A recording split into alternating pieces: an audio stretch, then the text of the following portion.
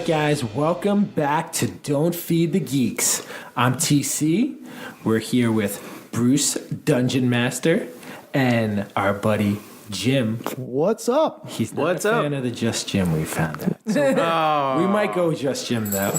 It's been a while since we've recorded an episode. You've probably noticed our last few were 2018 dated. We are finally in the new year. We're pumped to be putting out more comic book and geek-related info and culture and anything else we can think of with you guys. Nice. Loving this energy. Yeah. 2019. Oh, yeah. We are excited for 2019. So there was one thing in relation to 2018 that we did want to clarify. Some of the comments made specifically by myself, TC, in regards to some jokes I made in reference to the Grasshopper comic book store.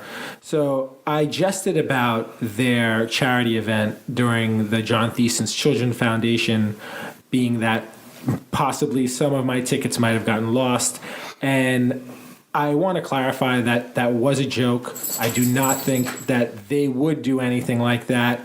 Those guys have the utmost integrity and respect for that event, and they do an incredible job in that terms of running it, providing to the charity, doing everything. My personal feelings aside about an employee there, the younger guy, Dan, I actually went in and spoke to him directly, and I think, maybe I just don't know him. He might have a different personality.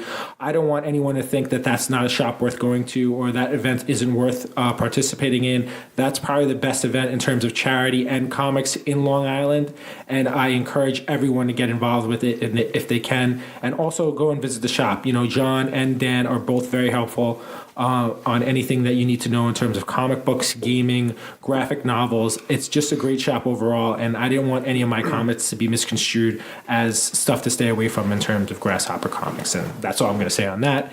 And let's get into 2019, guys. There you go. Well said, TC. Well said. Thank you. All right. So what was happening today, guys?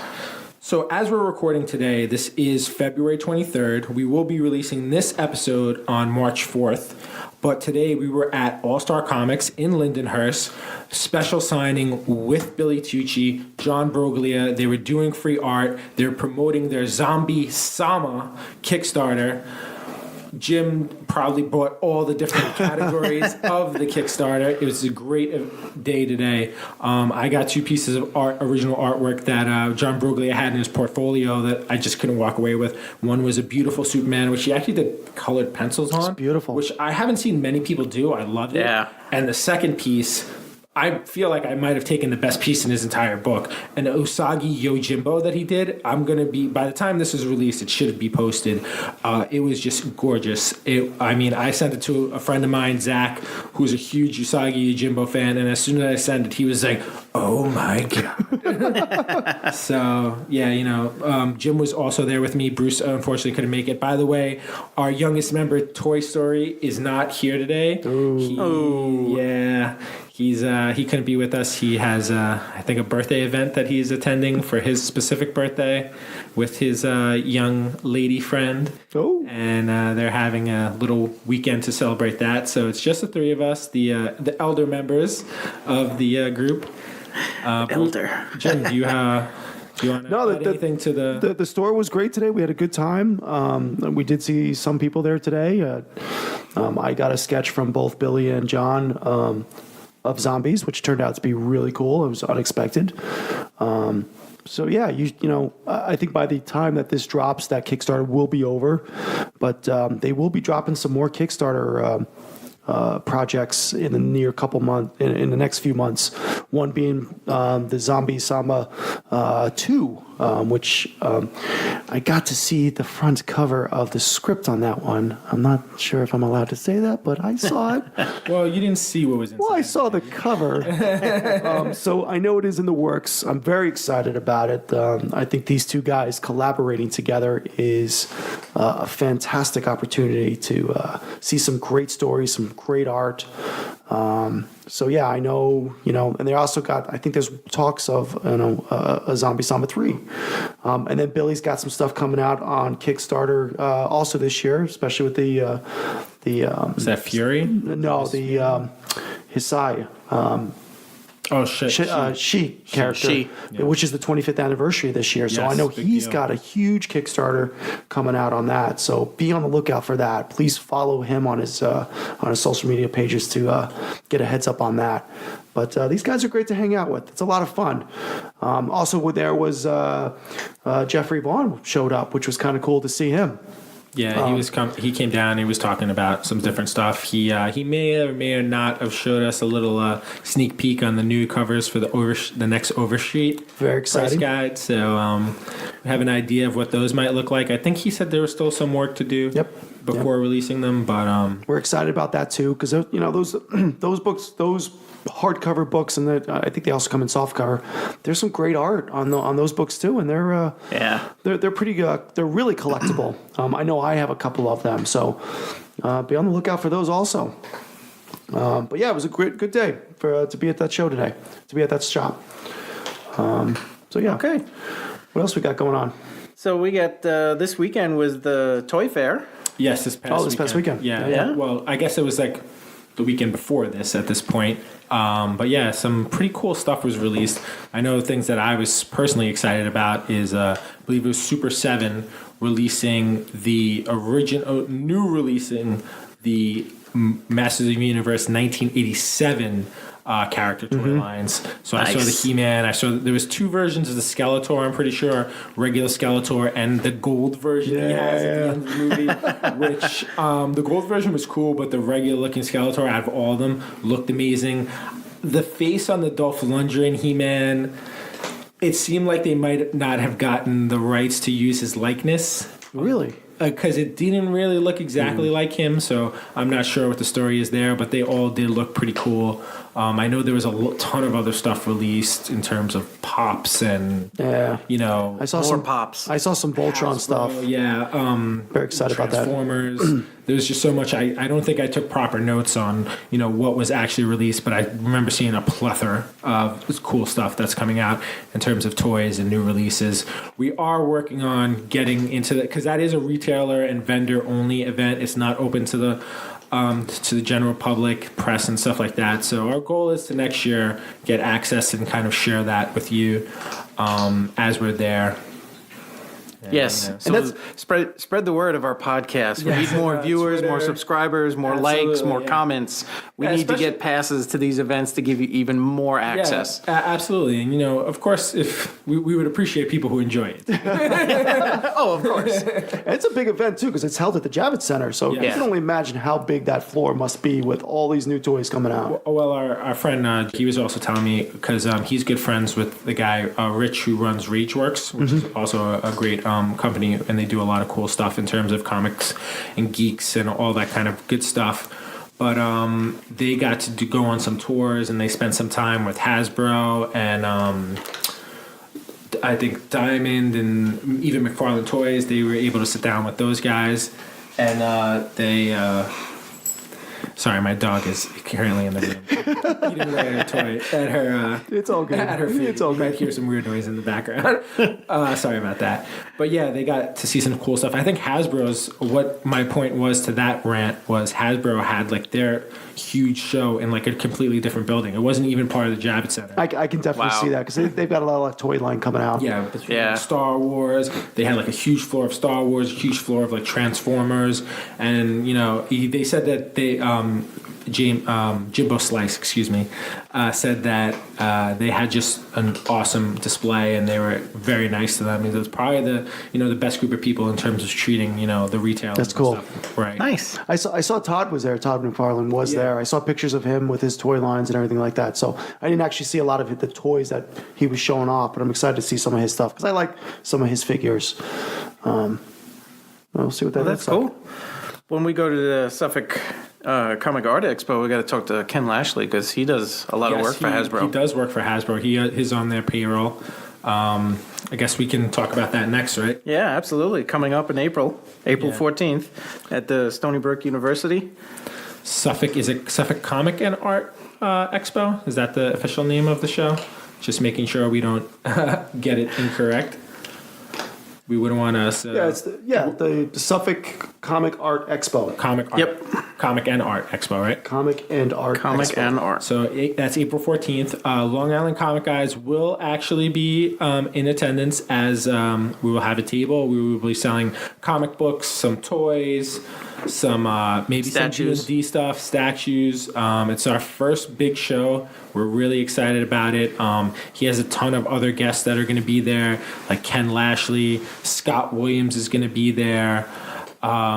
Jim, I think you had a list of other people that were Billy attending. Billy Tucci. Tucci, gonna be Chris there. Campana, Our friend Tom Travers is going to be there. Alex Sinclair, Alex Sinclair, Mark I forgot about Morales. that. I mean, come on, this Some big names, is a big huge, names. huge deal. Jason Metcalf, yeah. Yeah, Jason and I'll kind of sidestep onto the Jason Metcalf. So the guy who runs the show, his name is Phil. He put me on to. He's a huge fan of doing these jam pieces. And if anybody doesn't know what a jam piece is, it's basically you have someone do a layout of like a multi-character. Sorry, I'm being very annoyed by it. My dog is making right It's a good dog. now. I apologize, It's all right. guys. She's hungry. So And she walks basically up you with- have someone do a layout for you, and it's not like it's not really finished pencils. It's kind of unfinished, and you have a general idea of like what you want it to look like, and then what you do is you go to each individual artist and have them kind of do a character. So Yeah, that's pretty sweet. Per Phil's suggestion, I actually went with Jason Metcalf. He did the layout for me, and on top of that, I actually asked him to do a character. I haven't posted it yet, but I probably will post it by the time this gets released, so you probably have seen it. He did the character for me, MJ, so it is a Spider-Man jam piece. Basically what it is Spider-Man's hanging upside down. To each side of him is Mary Jane and Black Cat, and then coming at him is like his rogue villains. I think there might be 12 characters in total. It's pretty impressive to look yeah. at the. I'm really excited about starting it, having more people do it. I'm definitely bringing it to the comic show, the Suffolk show, to have someone else work on it. I haven't decided exactly who yet. I have some ideas, but I'll share that as it comes through. But yeah, we've been between the three of us and Matt and Toy Story Matt as well. We've been going through our extensive collections of stuff that needs to go. Much. And yeah, we're just trying to get that ready. I mean, we have some time. It looks like 49 days, 10 hours, 2 minutes. 2 minutes. Watching the countdown. Calendar. So yeah, I mean, this. So if you're interested, it is at the Stony Brook University Student Activity Center. If you're in the Long Island area, it's in Stony Brook, 110 Nichols Road. Tickets online. You can buy the tickets online. They're $8, or if at the door, they're $10. And of course, kids under 10 are free. So it's a good venue. It's a good, cheap venue to bring the family, because if you got kids under 10, it's free, and you get more money to spend inside. Yeah, Toy Story is under 10, right? Yeah. He could probably get in for free still. Well, we did almost pawn him off as Jim's son one show, so we can Yes, photo yes, op. we did. So yeah, it looks like a pretty cool show. So please check that out. Yes, come join us and say hi at the booth. Yes, absolutely. That'll be the first time we'll have a mass audience to come see what we actually look like. There you go. Don't be too frightened. All right. So moving on, anything new acquired from you guys? Any new comics? Any new art? Well, I guess I kind of already spoke upon Your jam piece. the Your jam piece, I yeah. did just get those 2 new pieces from John Broglia today. I also from Royal Collectibles. I was there the other day, and I usually never walk out of that store empty-handed. So I did purchase a Amazing Spider-Man 15, which is the first appearance of Craven. It's a CGC 9. I'm sorry, I almost said 9.6. It's not 9.6. It's a CGC 6.0. And I believe that knocks me down to 18 books to have really? a full Amazing Spider-Man run to current. That's from 1 to current, which we're at 8 something. That's impressive. Wow. Yeah, it's That's pretty incredible. it's probably the only comic books collection that I want to keep. A lot of my other 7,000 books, I need to kind of move on to someone else who will enjoy them. But yeah, that was my big pickup so far. What about Nice. you guys? What'd you pick up, Bruce? Well, I recently got couple of pieces from Comics Elite. I got from Dawn Mateague. She had a Vampirella one-shot Valentine's Day special. Pretty awesome. I love Dawn Mateague. Yeah. She's got a great artist. I got something done from her at Baltimore. Baltimore, yeah. I briefly spoke with her. It's like just a lovely woman. Next time, I'm on her mailing list, so I'm definitely going to pick up some artwork from her. And she's Canadian, which is Yes, she is. Yes, she is. Just a great lady. If you don't know about Dawn, it's like you definitely got to follow her. She's on Instagram. She's on all the social sites, and she does a Twitch live feed every once in a while. Just an amazing talent.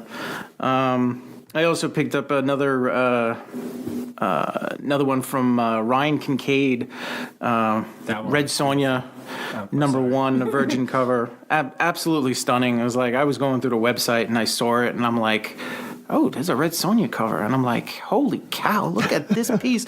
And it was like, you know what? It's like, I'm going to snatch that up too. It was like, I just couldn't pass it up. Were they limited? They are limited to 400 copies. Cool. And I looked this afternoon, and there were still some available. So if you are a Vampirella or Red Sonja or a Dawn Mateague or a Ryan Kincaid fan, you definitely need to pick up these pieces. Yeah, specifically on that Ryan Kincaid piece, I love Dawn Mateague too, but this Ryan Kincaid piece, I have not seen I don't know if I've seen a Red Sonja that looks as good as this. That's cool. Yeah. It does look good. Yeah, most definitely. But yeah, those are my 2 newest picks. I didn't pick up anything. I haven't had time. Really? Did I not pick That up? hard to believe. It I is do weird. too. Did I pick up anything? No, I haven't picked up anything this week. Another piece, sorry, that I interject, I wanted to talk about real quickly. I actually, just today, Chris Campana, who you probably saw the unboxing we did, Yep. he has a new character called Gigantic, GIGANTIC, which is kind of like a play on the old Master of the Universe names. That figure is kind of a figure / statue. It's more of a statue, but it's based on a figure design, and it was designed by Loose Collector, I believe, and it's in honor of his son who passed during his fiance's childbirth, and they both unfortunately passed. But it's a great piece, and I believe it goes towards a specific charity that he's doing, and I kind of apologize that I don't remember what the name of the charity is right now, but I will add it to the show notes later on, and you can check those to get the specifics on it. But Chris Campana is just an awesome guy. Those were limited, and they were signed by Chris. If he does still have any available by the time this releases, highly recommend picking them up. They're $150. But just so you know, it does go to charity. You do get some extras with it. I believe there's bands to show your kind of like pride that you represented the charity. But it was just a really awesome thing, and I just wanted to do that to kind of support Chris and that whole thing, because, you know, Chris is a good guy and we really enjoy his company. Totally agree. Yeah, right on. Yeah, you have a picture of it on our Instagram. Yes, I did post that. I was wondering. I reposted it from Chris's post today. Yeah, that's pretty cool. Very nice. Very nice indeed.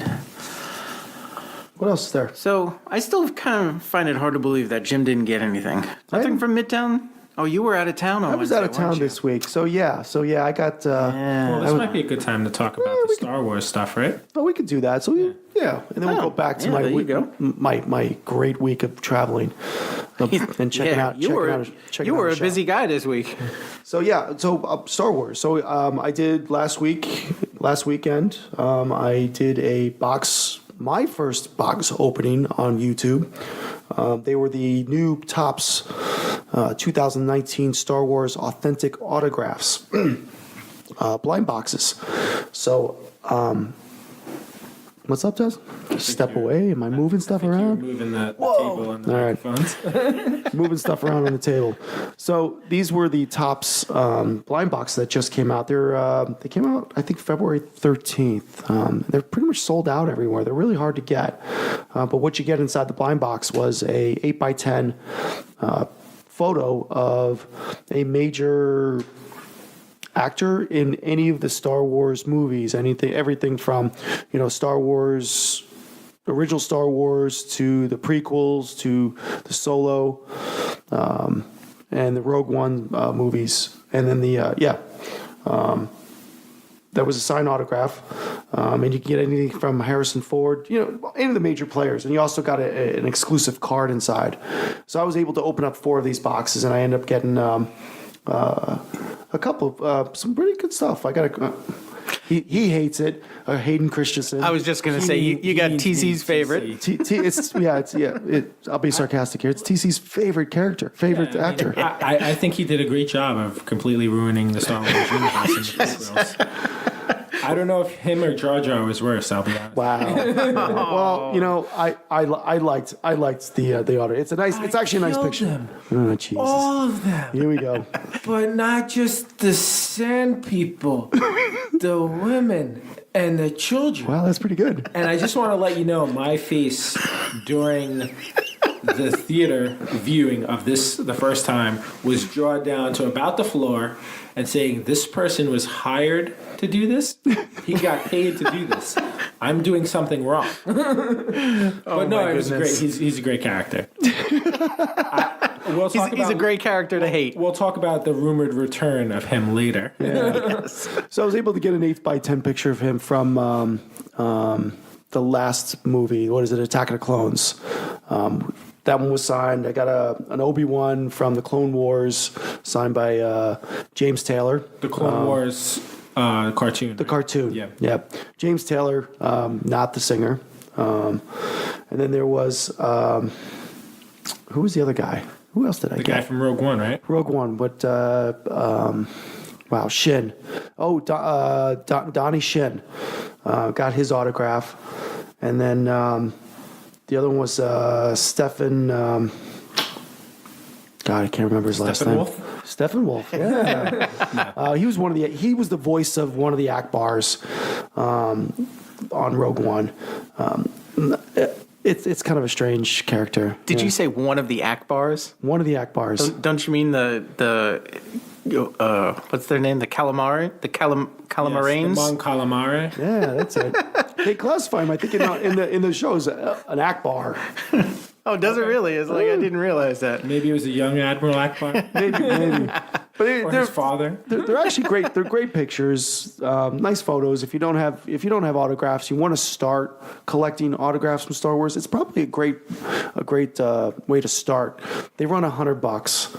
You spend that much, going to a show. If you're lucky. If you're lucky. Yeah, depending on who you want to. So I mean, it's $100. You might not necessarily get a character that would be worth $100, but you can get a character that's worth a hell of a lot more than Yeah, it was absolutely. Like, I'm sure that Anakin Skywalker, I'm sorry, Hayden Christensen, even though he's a terrible actor, is very popular, and I'm sure that can score a decent amount of money. I would imagine. In the secondary market. It was funny because I watched a YouTube, not a YouTube, but it was a Facebook opening. So somebody was opening up. He had 2 of these blind boxes, and he was opening them up, doing a live stream. And he opened the first one up, and it was a Forrest Whitaker. Forrest Whitaker. Nice. And Herrera, what is his name?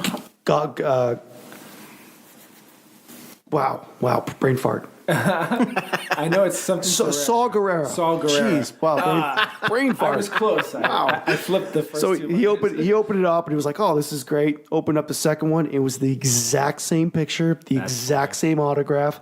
The only difference between the two was one was in gold pen and the other one was in silver pen. Oh my goodness! But the same exact picture in both boxes. That's pretty funny that there's different inks. Is there any word on whether some colors are worth more than I have others? no idea, but it was hysterical to watch this, and everybody in the chat was like, "Oh, wow, how, what?"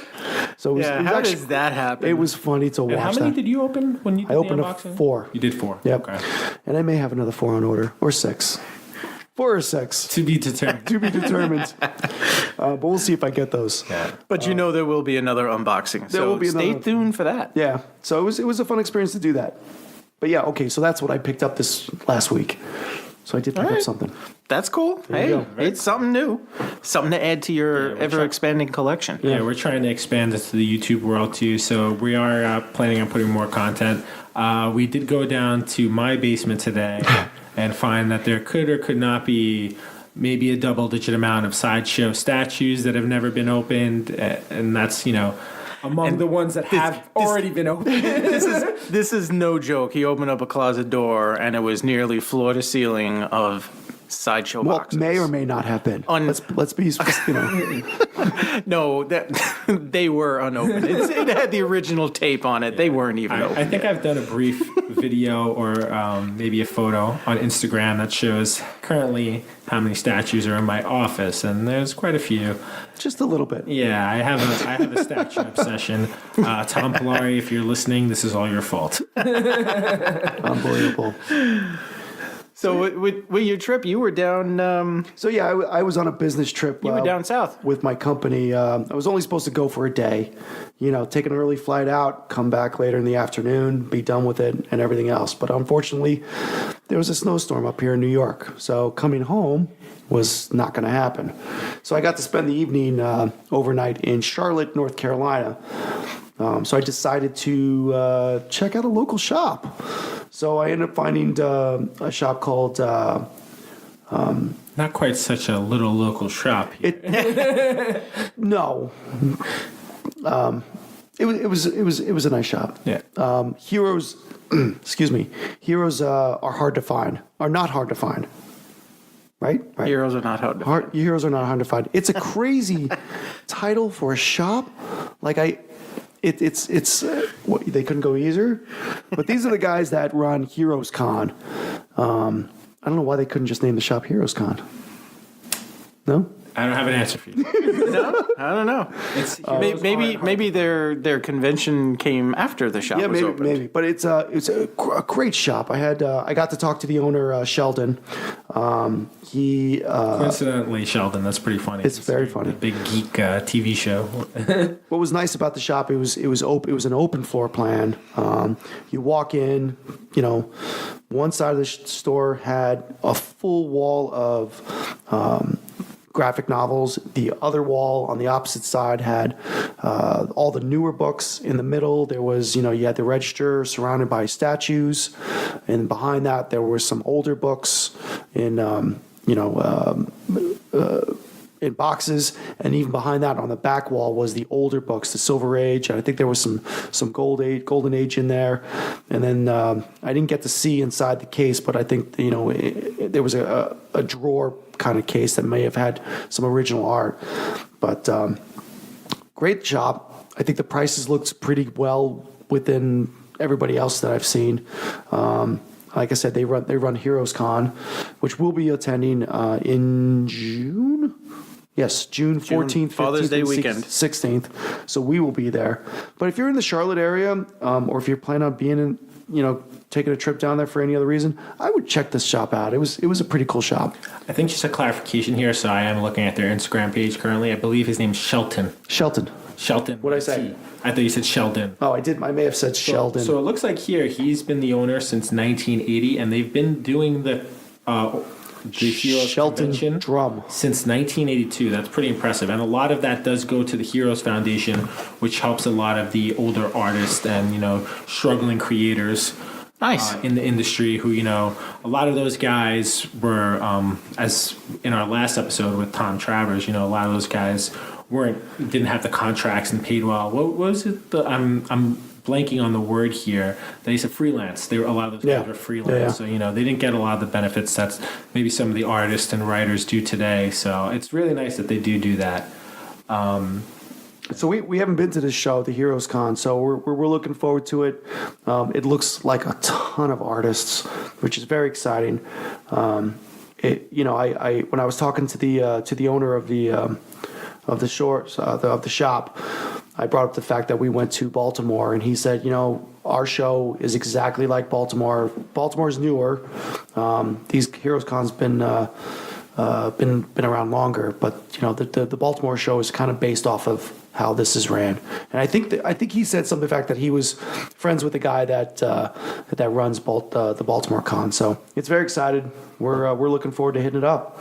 And I think those are the kind of shows we're looking to do now. Like with all these big shows, we're in New York, obviously. So New York Comic Con has turned into more of a pop culture phenomenon that doesn't really focus on the comic books. That's the thing that I loved personally about Baltimore last year. It was a true like kind of almost old-fashioned comic book show where there was an emphasis on the comic books and the creators, and there were some kind of celebrities and stuff like that, but that wasn't like the main focus. It wasn't overwhelming. Yeah, and it wasn't like there wasn't like the wrestling and like you have like the huge displays of like people who are like Chevy and Geico, like we've said at New York Comic Con, which is kind of refreshing and enjoyable for like a true fan of the comic book industry. The way I like to think about it is, with the Baltimore show, is that you can stand on one side of the floor and see the complete opposite end of the floor because you don't have the towering displays and everything like that. So it's a nice little show,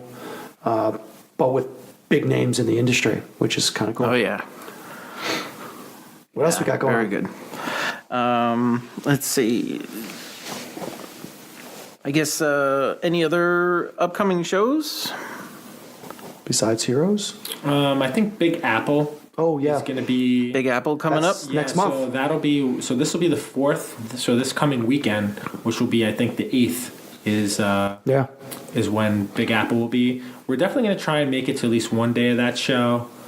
It used to be good. It used to be kind of a lot like we were describing, it was purely comic books. I think they have stepped it up in terms of like the celebrities and trying to get a little bit more of that crowd. And at the end of the day, we spoke about it today with some of the other guys we met at All Star Comics. That brings people in. Like you need some type of celebrity to bring it in and make the show kind of profitable for the people who are running it and put the time into it. So, I understand that to a certain degree. It's just kind of all of the other excess stuff that bothers me. And especially if they're a celebrity who's related to like something in the comic book or geek industry. Like, I'm perfectly fine with, someone who's in a comic book movie or a comic book TV show or, who's related to D&D or something, Star Trek or sci-fi. But it's, when you randomly have someone has nothing to do with that, it's really weird to me.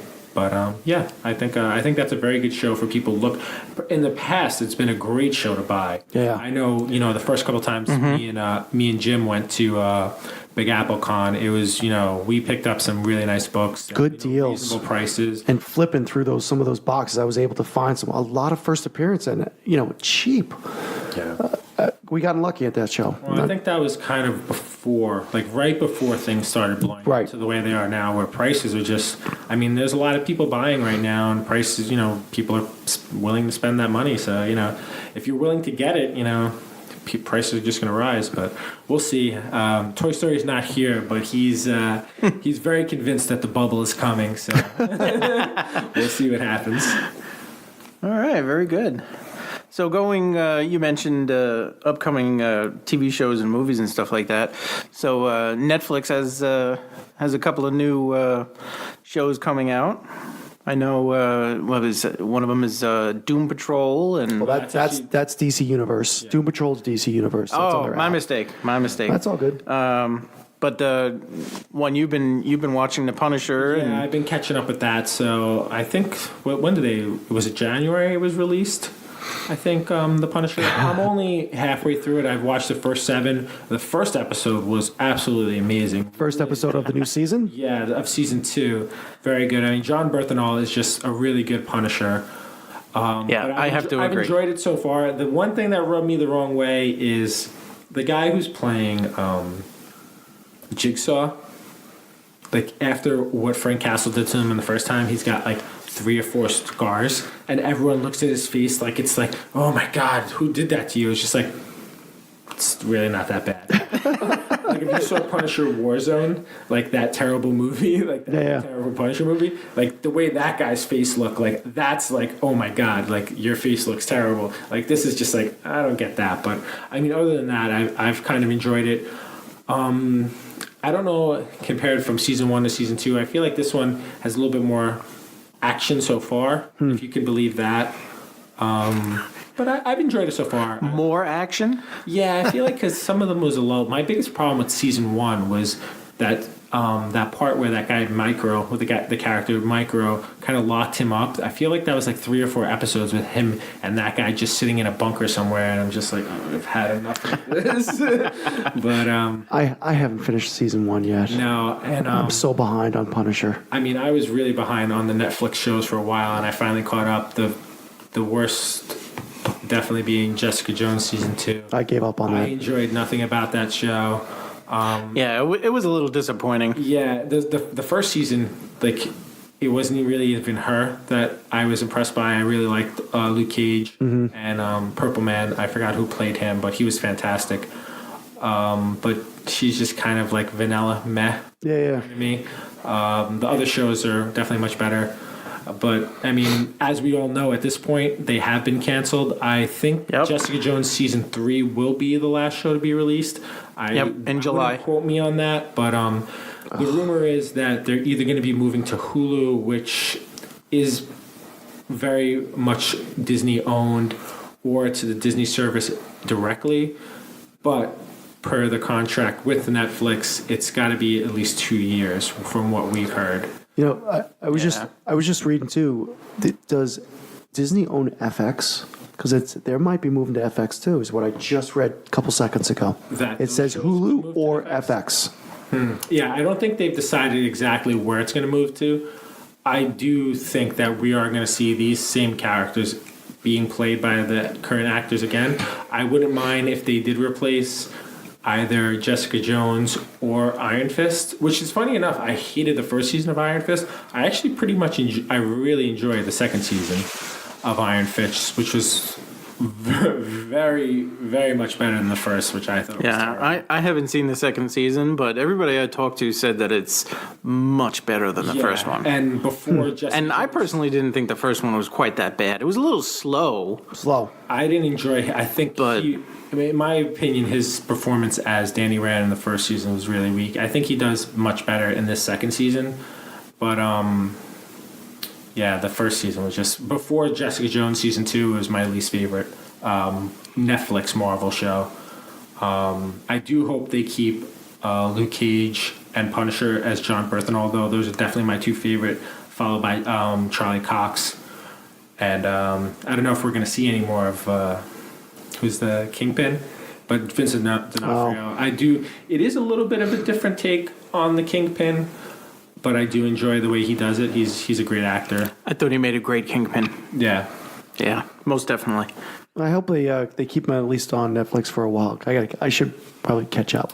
So another thing that I heard is I think the last film to be released that's a Marvel Disney film, it was Avengers. So Avengers is currently, I think, available to watch, like the Avengers Infinity Wars. That's on Netflix. That's currently on Netflix. From what I've heard, I don't think you'll be seeing any other Marvel Disney that was supposed to be the last one. They said, from what I read, was Captain Marvel is going to be the first movie to be on the new platform. To be available on the new platform. So whatever this is going to be.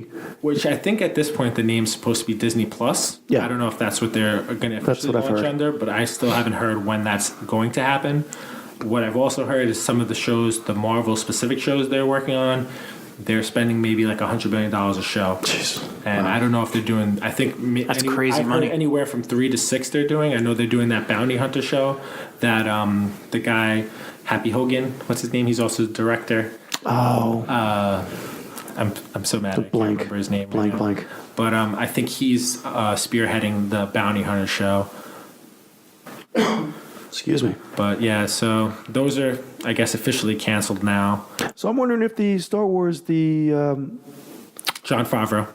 You see, every time Hogan. Before I open up the IMDb app, I'm about to look and I remember. I'm wondering what they're going to do with the Mandalorians then. Is that going to go on the new platform? Oh, that's what I'm talking about. That's what I'm referring to. Oh, is that's where? Yes, and I'm pretty sure that's going to be on that platform. That's got to be on the new platform. That's where it's going to be released. Okay, because that's going to be exciting. Wow. Yeah, the Mandalorians. That's going to be really cool. That I'm excited for. That I'm really excited for. So I had also mentioned the Umbrella Academy. Either one of you watch it? Tess, I think you've seen the first one. I haven't seen it yet.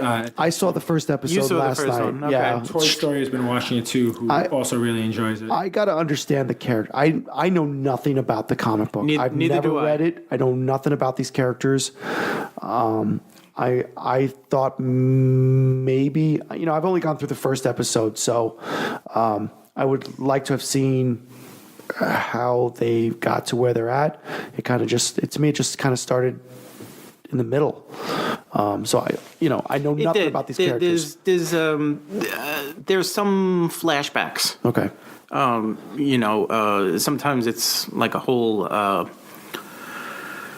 It's the whole family flashback with all the kids. Sometimes it's just one particular child does a little flashback. So it kind of gives you a little bit of background to, how they were growing up when they were like 10 year old and stuff like that. But I'm with you. It's like I didn't know anything about it either until we had our Yankee swap at Christmas. Yeah. I picked up that Lashley, the rumor sketch. Mm-hmm. I just picked it up because I thought it was an awesome sketch. And then when I heard that there was the Umbrella Academy on Netflix, I was like, oh yeah, I gotta watch this. I was a little shocked when the credits at the very beginning started going, and I saw Mary J. Blige's name pop up. Like, what? Where'd this come out of left I field? was too. Yeah. And Mary J. Blige was in that. No idea. And then And she kicks ass. Oh, She kicks she ass. kicks butt. Yeah. We're trying to be PG-13. We need to be. Yeah, We want it to be able for everyone to listen. there you go. Sorry about that. So Yeah, right? We'll we could try, but it's fine. And the other thing that really took me back, and I'm going to say it, and I'm sorry, is did I hit something? I'm making noise. You've been knocking on the table. Meanwhile, you just yelled at Bruce before. I You're not know. doing that. We're trying. Yeah. All right. We're giving you a sneak peek. behind the Jeez. curtain. Wow. That I can't stand her. What's her kid number 6? I don't know. Paige, Ellen Page. What's her name? Oh, the girl who was Kitty Pryde in the X-Men movies. Is that who it is? Yeah. She was also in. Number 6. Are you talking about Vanya?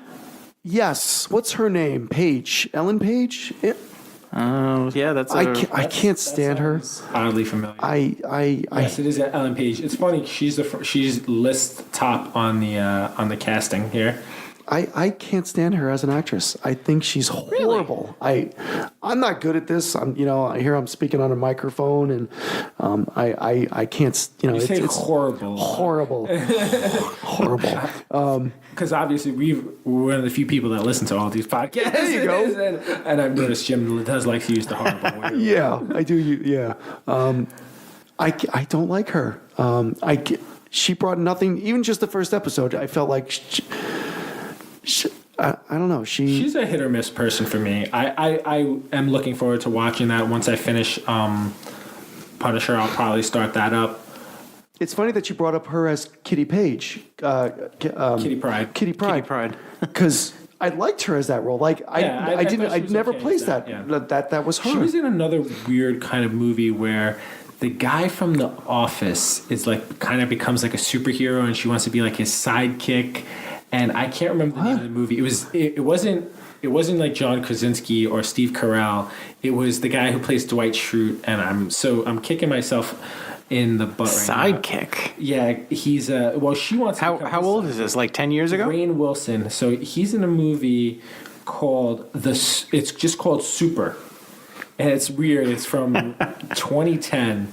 And it says, after his wife falls under the influence of a drug dealer, an everyday guy transforms himself into Crimson Bolt, a superhero with best intentions but lacking in heroic skills. Wow. And it's weird. Like, she's like his like neighbor or something. I don't really remember the whole story, but she's like wants to become his like sidekick or something. I just felt like she was just blah. By the way, Kevin Bacon is the drug dealer, I believe. Oh, nice. Who gets his wife hooked up. Well, she is just blah in the TV show because she's different than the other than the other 6 because she doesn't have any power. Well, yeah. Well, I'm not going to go into it just for the respect of our audience and for Jim since he's No spoilers. no spoilers. But yeah, she doesn't have any power. She's an ordinary girl, you know. So she's, and I personally felt kind of sorry for her because she was the outsider amongst outsiders. You know, it's kind of weird that way. But you know, it's like I like them all. It's like I don't really know any, well, except for Mary J. Blige. It's like, Well, the one guy, I think it's Tory something. He plays the guy that was on the moon. Well, what's his name? Tom Hopper. Tom Hopper. I've seen him in a few things. Yeah. I'm not exactly sure what I've seen him in. The steroid buff one. He's in. What was he in? He was in Game of Thrones. He played. Oh, he was the son. Charlie. He was. So I guess he's. He was the one that got toasted by the dragon, right? Dragon, yeah. That's so right. That's the other kid's, like the fat kid's brother, right? That's his older brother. Yes. Yeah, he's the one that got toasted with his father, the dragon. Yeah. Oh, there you go. Yeah, I remember seeing him I don't somewhere. really recognize any of the other stuff on his profile here that he's done personally. Yeah, I watching it, I was like, where did I have seen this guy from? And that makes a ton of sense. And I just found out something last night or early this morning that, you know, the writer of the Umbrella Academy is he was a singer from a band back in the early 2000s, My Chemical Romance, which is... It's good to hear that you don't listen to any of our podcasts because they brought that up in the Tom Travers Did they? interview episode. Yes. No. Yes, you did. Come on. Yeah, because Tom knew that. Funny enough, Tom, because we were talking about... Was that one of the questions? No, we were talking about Umbrella Academy. And Back away from the mic. and Tom was like, "Oh, isn't that the one written by the guy from My Chemical Romance?" And Matt was like, "Yes." He's like, "I'm surprised anyone else knew that." See? You heard it here, folks. One of our own members doesn't even listen to our You know own what? podcast. I'm the one that edits this thing, and so the amount of times I listen to it, I tone a lot of this stuff out. He's like, "It's all white noise." To me. Hopefully, it's not too white funny. noise to some of you listeners out there. That's too funny. All right. Moving on then. Yeah. So if you haven't watched, you know, the Umbrella Academy, I definitely suggest that. Comic Guy's recommendation. Right? Yeah, definitely. You definitely get a 2 thumbs up from me. I'm speaking through Toy Story as well. He's given 2 thumbs up. There you go. There you go. good. I'm excited. Thank you, to see- Toy Story. excited to see- Coming from your Steakhouse. stakeout's birthday trip into the city. Yeah, that guy. That guy. That guy. Well, I'm excited to see the rest of this to catch up on. It's pretty good. Yeah, it's very good. I haven't finished it. I just finished episode 5. Mm-hmm. So you know, you see some pretty cool stuff. So it what you think might be a little slow and confusing, it kind of Picks up. and it all starts to fall together like a puzzle, which is pretty much what I felt like it is right now. But it's good like that. That's cool. So The other show, I'm not sure if it's on our list to talk about, was the Doom Patrol. Was that? yes, It was. So that I was a big fan of the other of Titans, and when they brought Doom Patrol in for the 1 or 2 episodes on Titans, it was pretty exciting to see that. And now that it's got its own show, It's funny that they changed the guy in the wheelchair. I can't remember what his name is. So I've only watched the first episode. I think by the time this episode will be released, the first 3 will be available. first 3 will be. Jim, you I've caught listened up. to the second one, Yep, right? yep, I've watched the second one. Excuse me. It was the second one's. It's Just as good. I really enjoyed the first one. And just a full disclosure out there, if there's anyone, you know, if any parents wanted their children to watch this with them, it's definitely it's not a kid's show. 17 and older, 18 older. It's not PG-13. There was definitely language and, you know, some There's a lot of language and some other stuff. provocative, unsafe for children. Definitely don't watch it at work. Not safe for work. not suitable for work, folks. And it was crazy to see Brandon Fraser in that scene. Yes, And that's basically almost opens the movie, right? The The first episode. again, it's a pretty graphic scene.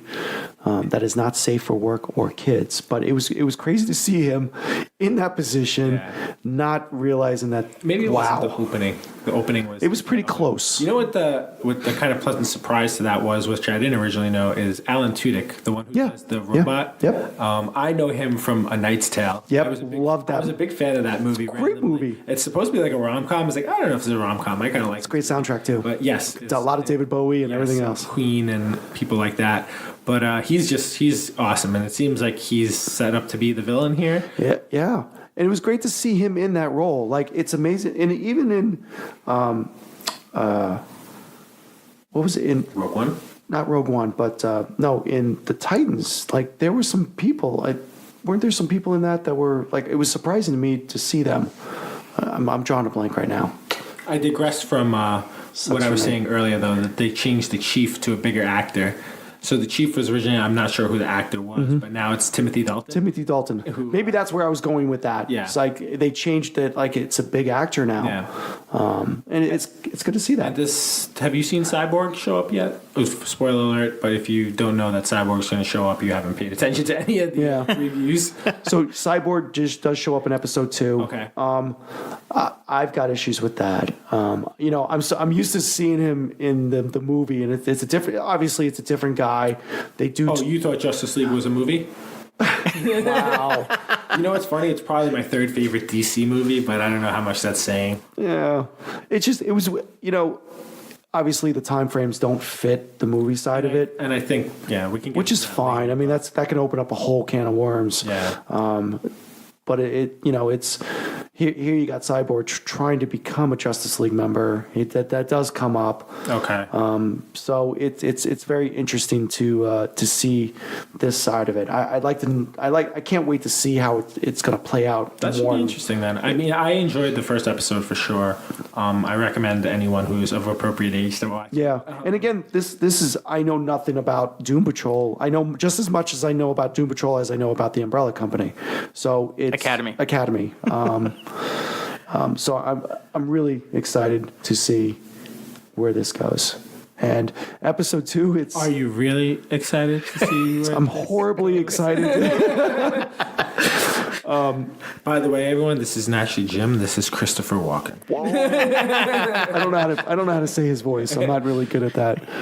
But yeah, 2 mice fall in a bucket of cream. Wow, that's the best I can do.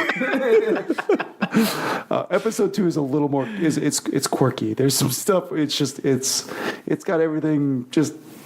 Donkeys doing stuff. It's a weird. Oh boy. It's if you. I'll probably watch soon. I'd like to be caught up soon. Yeah, I like it. I'm excited for it. I can't wait to see where it goes. And just a heads up to anyone who's not using the DC Universe, this is where it's available. It's on the DC Universe platform. What they seem to be doing with all their shows is they're not allowing it to be like a binge. Like the entire series, they're releasing one episode each Friday. It seems like same thing they did with Titans, and I guess they're going to go with that, way of doing it until further notice. I think it's okay. It's kind of like an old I kind of miss that to a certain degree. I do like watching as many as I can, but you kind of miss that nostalgia value of when you were a kid and it's like, all right, well, I guess I can't watch this again until next episode. Yeah, I mean, I like it. I guess there's plenty of bad comic book related TV shows that we do that with on real television. But same bat time, same bat channel. There you go. Yeah, absolutely. And just so you know, if you're a big fan of Titans, I guess they are going to start shooting in March. I believe, from what I understand. Or did it get delayed? I think it may have gotten delayed. I haven't heard anything about that specifically. Last thing I read was March, end of March. It was supposed to start filming. I really enjoyed it. I didn't have a problem with anybody's portrayal of the characters. I thought the way it ended, it was kind of a cliffhanger. I mean, the last episode was kind of exciting, even though... if you haven't watched it yet, it kind of has a weird ending, but it may not be real or not, which I feel like I knew what the truth was kind of early. Yeah. But, it was kind of a weird ending, and I'm curious to see where it goes, but I really enjoyed the show, so I'm looking forward to a season 2. Yeah, me too. Good stuff. Nice. Very nice. DC Universe. Check it out. And did we ever talk about how they did kind of expand upon their library of comic books? since we are talking about them we briefly? kind of did. We talked about how it's coming out slowly, and we wish it was a little bit faster. I know, I was on the app this week, and I noticed a lot more comics on there. What I did notice, which I'm not a fan of, is they now have a section where I can be a little more specific, but where comic books that are leaving, that they're taking off.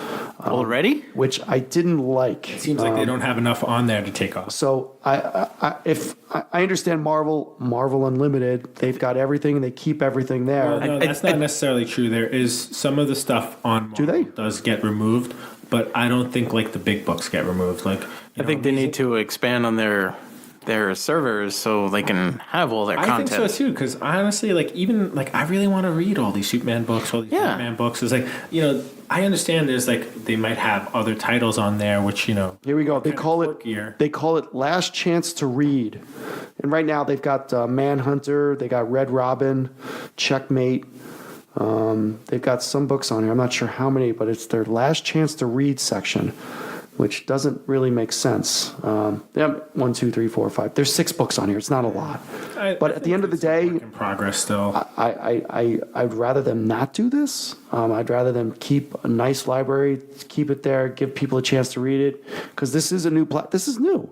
This just came out a couple months ago. Why are you already taking books off of here? That's not giving people a chance to read. And server space is not that expensive anymore. We are in the 21st century. It's all cloud based. So like this Red Robin, I think I want to read this. No, you don't. I don't want to read it. No. What about Manhunter? Do I want to read that? I don't know. I read this Checkmate. It wasn't that great. So yeah, I mean, they have expanded their library. I've noticed a lot more on here. I hope they continue to add more to it. Stop taking stuff off of it. Let's just make it grow. But yeah, there you go. Anything else in the kind of TV world that we want to TV talk shows, about? yes. And I'm sad to say that I did not see it being Dungeon Master. Oh. Big Bang Theory. Oh yeah. D&D episode. And I missed it. I think only just. I only saw it. So yeah, it was a pretty cool episode. So if you can catch it, I know usually the first week of CBS online, they have it for free. You can watch it for the first week free, and then after that, you have to be a paid subscriber. But it was a D&D episode. It was huge names. Huge names. You had William Shatner. You had Kevin Smith. Kareem Abdul-Jabbar. Kareem Abdul-Jabbar. Yep. Joe Manganiello, who was wearing one of his Death Saves. Yes, he was. Yes, he was. And he posted something too about using the dice. Yeah, yeah, I read that story about the dice. What was that story? He used, the original creator of the D&D, right? Gary Gygax. Yeah, he used dice that were his, right? Yeah, his son. He got dice from him. Yeah, his son. I think that's what he said. Yeah. Yeah, that was kind of like the brand story. I was like, that's actually pretty cool. That's pretty cool. My wife, I saw that 3 weeks ago when they filmed it. He had posted a picture with all of them. I was like, that's something you should share with me. Yeah, there you go. I don't know how I missed that because I follow Joe Manganiello because as soon as I found out that he is like an undercover I follow him too. He didn't mention anything about it, but you know who did mention it on his Instagram page was Will Wheaton. Yeah, so Will Wheaton. He had pictures on it, and Will Wheaton was the DM. It was hosted at his house. It was at his house. So he was DM. He was the DM, and he was the one. People wanted to come over to his house to play, and that's fun. It was a big giant secret and everything else like that. That's awesome. But it was cool to find. I have zero belief that William Shatner knows what D&D is, and definitely has never played in his life. No, I gotta agree with you. I don't think he's ever played. He hates geek culture so much. It's funny watching it because it's amazing to sit here and watch this now in 2019, and I can remember back in the early 80s playing D&D. D&D came out in the late 70s, and it didn't go anywhere. Like it was a small clique of people that played it, and I'm gonna attribute this to Stranger Things. I mean, really, ever since Stranger Things came out, D&D exploded. Now you got all these people now want to play it. It's all over the TV. Everybody knows what it is nowadays. What's his name? The DM here, he may bring it up, but there's going to be a D&D. If you want to elaborate more on it, Bruce, Stranger Yep. Things D&D box. If you want to take on that. Yeah, there's gonna be sorry, phone's a little slow here. D&D box set, Caught you off guard. themed Stranger Things themed. I'm trying to pull this up right now so I get all this information correct for you guys. But I'm sure that you guys have seen it. It's been on the web for a few weeks now. It's a traditional red box set, but it's got the really cool Just got the Demigorgon on the front cover. Demigorgon on the front, and Scary. I would imagine his figure is inside, I think. they got a picture of the figure here. Yep, I don't know if you guys seen it there. It's like everybody can see it. Yeah, I'm showing you guys like you show guys it to the can mic. see it. So, but now we got these shows of showing this stuff, and it you can attribute to the Stranger Things world, and it's nice to see It's it. definitely brought it into like a more Mainstream. light for sure. I think there's people that are playing it kind of quietly, and I think it was big among like an inner circle. But it's definitely It was always down on the hush hush. noticeably, and I think we probably started playing like at least together with me after that had premiered, right? It was right after. Yeah. I believe so. Before it started getting hot again. So Yeah. we can say we were playing. I think we were planning on playing because you guys had always told me that you used to play, and I was like, it sounds interesting, like, and it always seemed like an extreme part of geek culture to play D&D. But I really enjoy it, and we don't get to play as often as we would like, considering like all our schedules and trying to organize. What is it? Was it 6 people in our party? 6. And and some of us play with 2 characters. I think we should invite one more. Maybe we'll give one of your characters. I'm a little too attached to my characters. I'm okay with giving up one of mine. It's tough playing 2. So I play a sorcerer and a dwarf. Dwarven fighter. Fighter, yeah. Magdar. Yeah, And Magdar, and he's a pretty BA. oh, there you go. Yeah, the Sorcerer's pretty throw some pretty heavy. We're gonna have to do a D&D episode. I think that would be cool if we could talk about our characters and release something. get the DM here to elaborate more on Dungeons and Dragons and the history and what's out there and how to get involved more in playing this. Absolutely, and we're It'd be a good thinking idea. about doing some type of video streaming when we play. I don't think we can do it for the entire time we play because It's a long time. that would be like a D&D. 4 or 5 hour video stream. yeah, I don't think anyone would be willing to watch that for that long. I wouldn't. I personally would never watch it. Like if we released it, I was like, I'm not watching that. I lived it. I lived it. Yeah, in case you didn't know about it, the Stranger Things D&D module is it says ships May 1st. I don't know if that means you're gonna find it in the stores May 1st or if it's just probably gonna be available shipping for out May order, 1st. maybe. But yeah, you can pre-order, which I'm about to do tomorrow. Was going to do it today, but I should also let you know that season 3 of Stranger Things arrives on July 4th. Oh, nice. Cool. Nice little long weekend thing to do. I'd be Absolutely. proud of myself if I finished it by the time I went back to work. There you go. The good thing about that is both my wife and my sister-in-law enjoy watching that too. So that'll be like There you go. a planned thing where everyone wants to watch. There you So go. I'll definitely be able to get that in. Yeah. Close the door, order the pizza, and You know what we should talk binge about? some 'Cause Stranger I don't Things. really think we've talked about it that much. Is the kind of the tiles that you guys are working on since we're talking about D&D right now. So for those who've never played, kind of the traditional way of playing, it's like you almost play on this mat that kind of looks like a graph paper. But I was wondering where you were going at with both that. Bruce and Jim here, DM and Jim, have been creating these tiles where you kind of like they're making it into what looks like a dungeon or whatever type of category. You guys can elaborate better than I'm doing here. I'm drowning a little bit. This is Jim. So I'm going to say I've been for the last, I'm going to say 4 years, I've been a 3D printer. What? I'll back up a little bit. Too close. I'm a big 3D printer guy. So I bought my first 3D printer probably about. Why are you doing that? I'm trying to keep it light and fun. I bought my first 3D printer probably about 4 years ago, and I grew out of it pretty quick because it was a really small one. So I'm gonna say I've had my bigger one. I'm gonna say We don't want to talk about the 3D printing. We want to talk about. I know. I'm getting there. We don't want the history of 3D. I've got a bigger printer. It's a Prusa Mark III, blah, blah, blah, blah. Yeah, it sounds like a Tony Stark. There you go. It's a much bigger print. It's a much bigger printer. So I bought these plans, these files where I can print out the tiles, and they're nice. They're 2x2 inch tiles, fully 3D printed.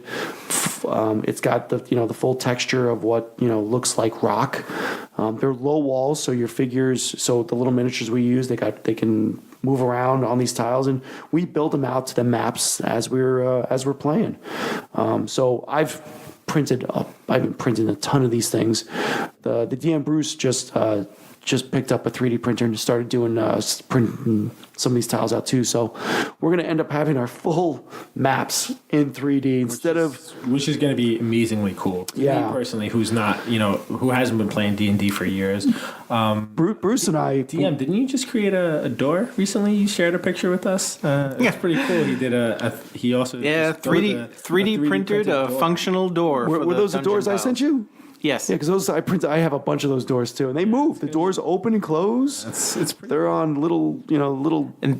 And the figures actually fit right through the door. I did see that in the video that you sent us. We should have shared that. I don't know why we didn't share that. Yeah, I don't know why. We'll share these on our Instagram because it's I'm painting mine to make it look more like rock and just dirt and everything else like that to make it a little more realistic. But like we're saying, me's talking about this. Like, have you seen the new picture from Joe? I don't even know if we're pronouncing his name correctly. It's Manganiello. Manganiello? If my wife was awake, she would tell us the exact pronunciation. He's got a full town. Oh, like with have you seen buildings? Have you seen his DM dungeon room? I'm jealous. It's just incredible.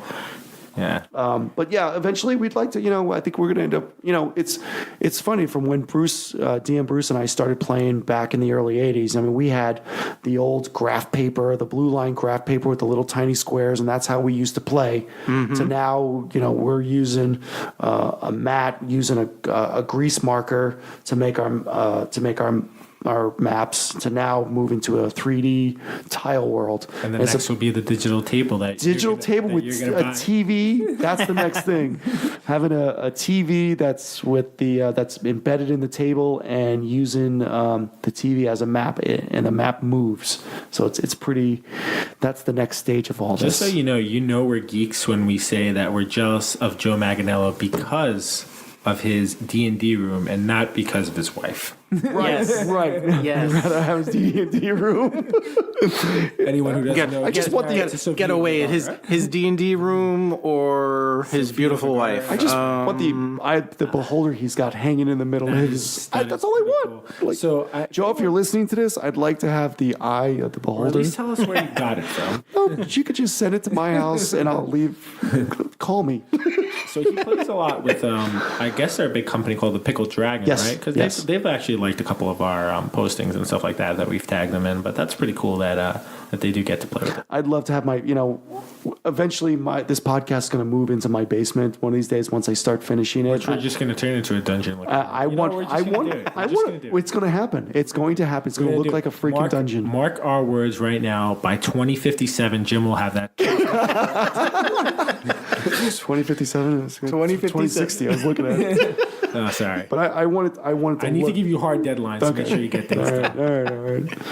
All right. But yeah, very exciting stuff. Good stuff. All right. Any other TV shows that we're watching? I don't know, Bruce.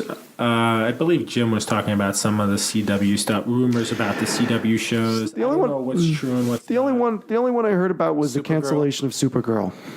I haven't watched it in probably a season or two. I kind of lost interest in all those CW shows. I caught up over like the winter break in December, like when they took a hiatus.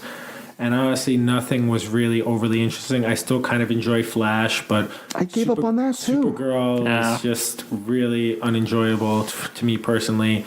Arrow has gotten just bad. I heard. So I also Legends of Tomorrow was never really good, and it's just never, see. I liked it in the very beginning. I'm going to say the first half of the first season. I liked Legends of Tomorrow. I've liked it a little bit more this season because of the John Constantine character. I really like. I think it's funny. Matt Ryan, I believe, is his name, and the reason I remember it well is because one of the main sports I am interested in and still follow is football, and Matt Ryan's the name of the quarterback of the Atlanta Falcons. There you go. But yeah, he plays the Constantine character really well. But I mean, Better than Keanu Reeves?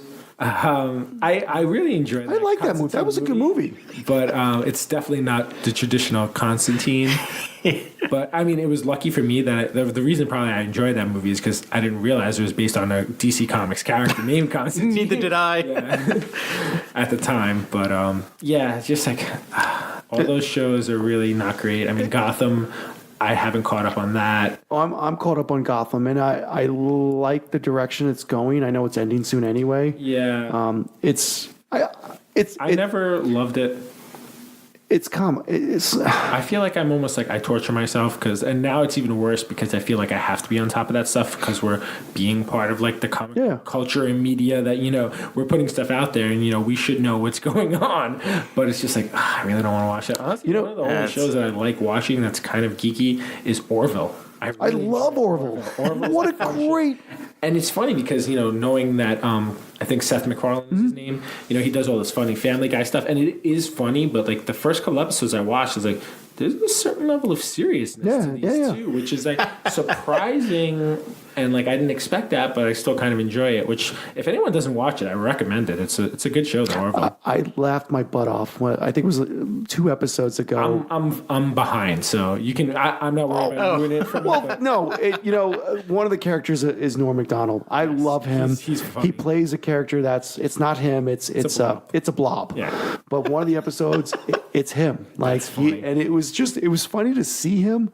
I like him. I think it's an enjoyable show. I think everyone kind of like does a pretty good job as their characters. He's good as a captain. I really like his type of comedy. You saw the episode with Rob Lowe. I mean, Rob Lowe was in it. Like that was pretty funny. This was great. Yeah, I think he's pretty well respected in that thing. So he has a good following of people.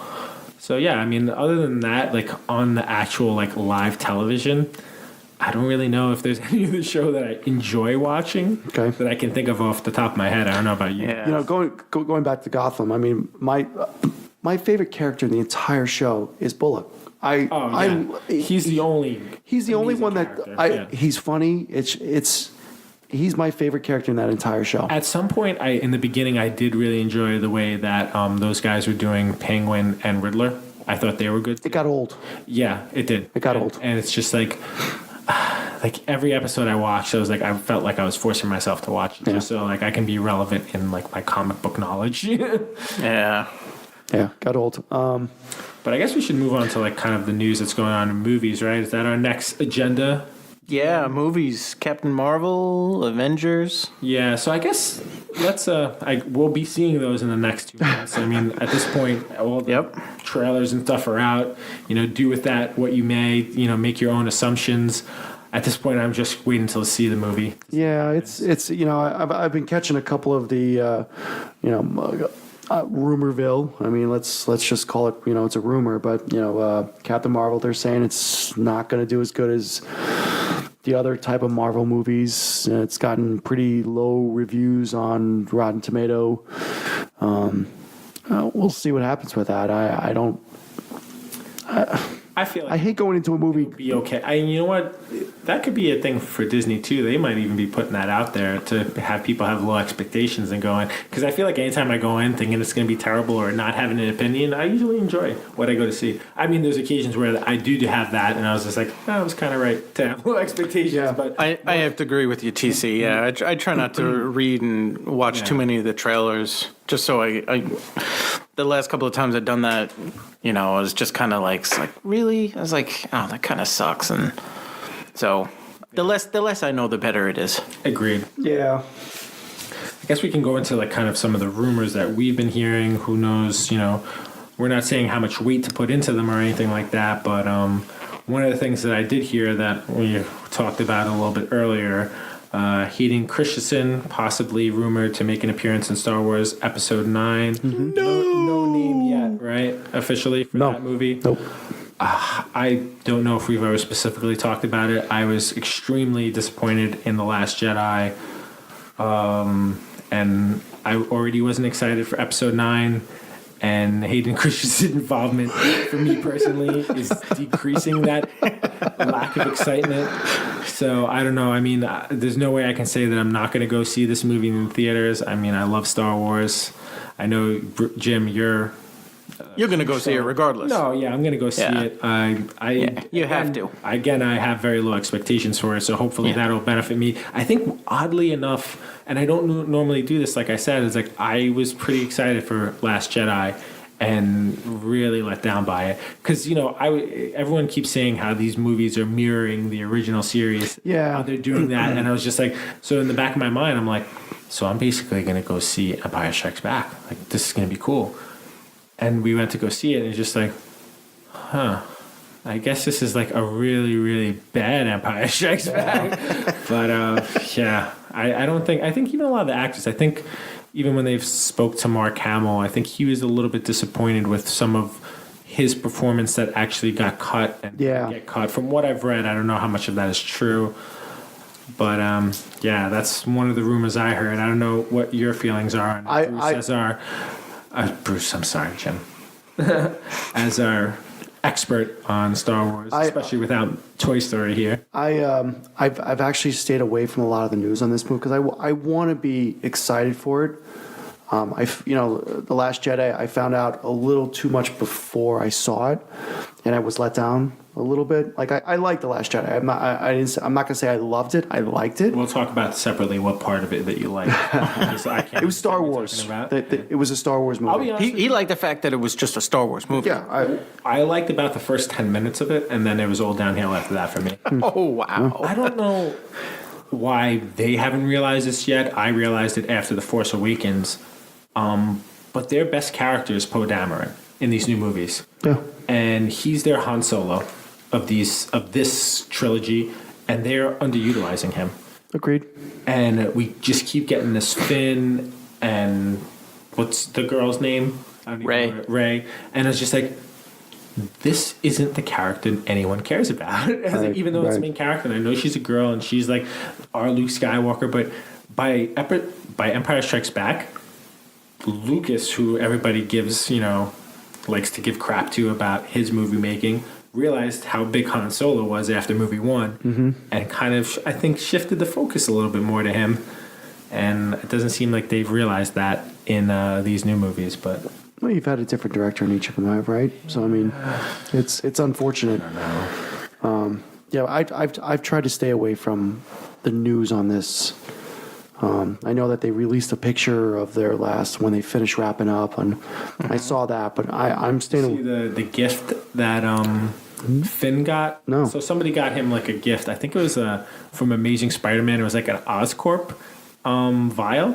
Really? I guess the guy who plays Finn, John Boyega, is it? Yeah. He's a big Spider-Man fan. Oh. So somebody got him. It was weird. It was like a prop. It was like, I believe it was a Osborne like canister prop from like Amazing Spider-Man 2. Well, that's weird. Garfield ones. Oh, well, there you go.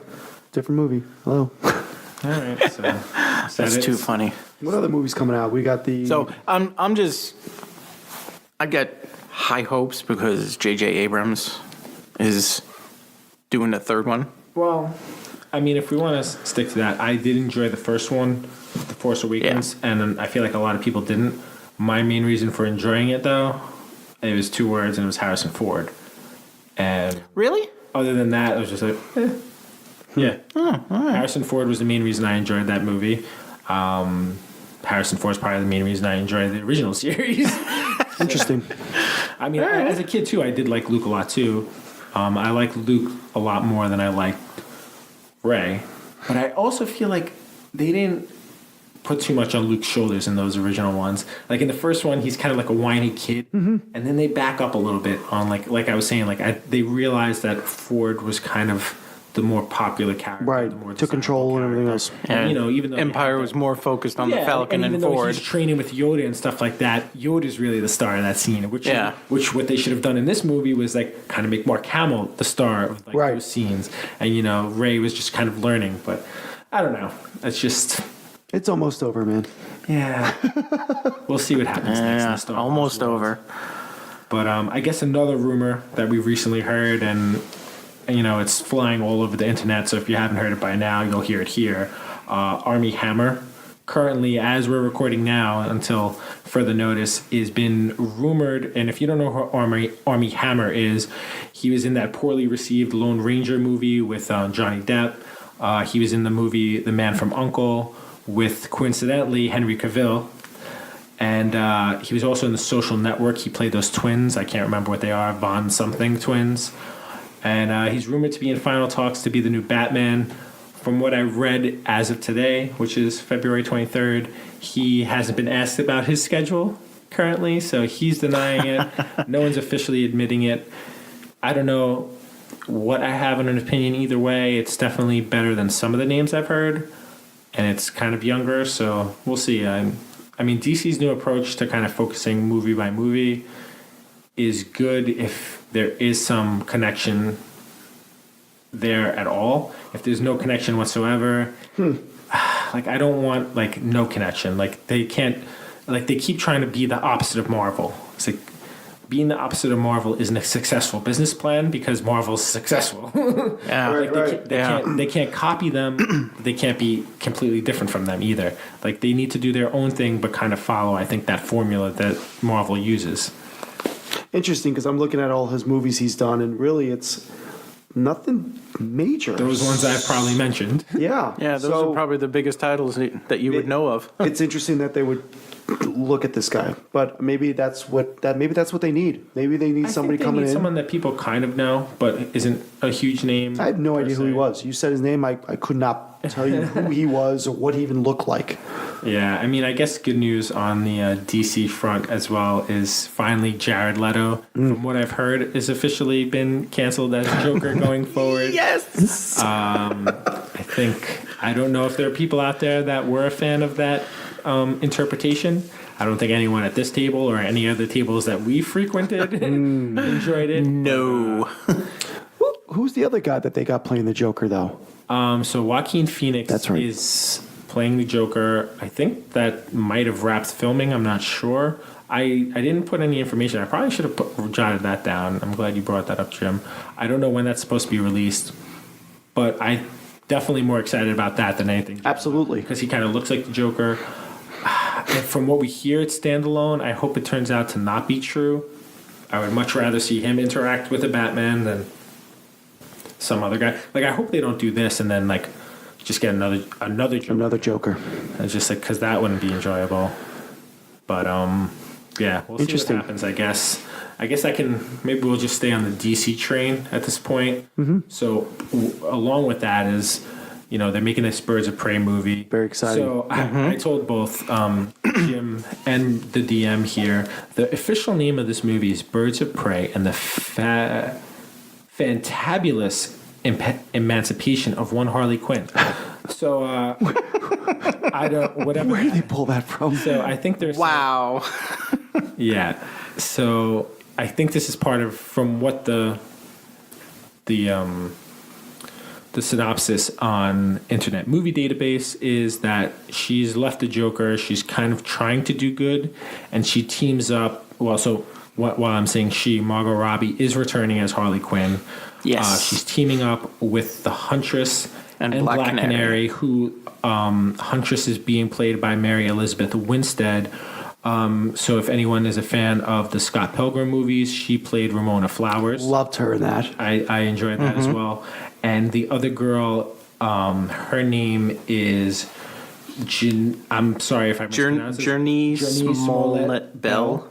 Yeah. She's mostly known for Friday Night Lights and The Great Debates, and she'll be playing Black Canary.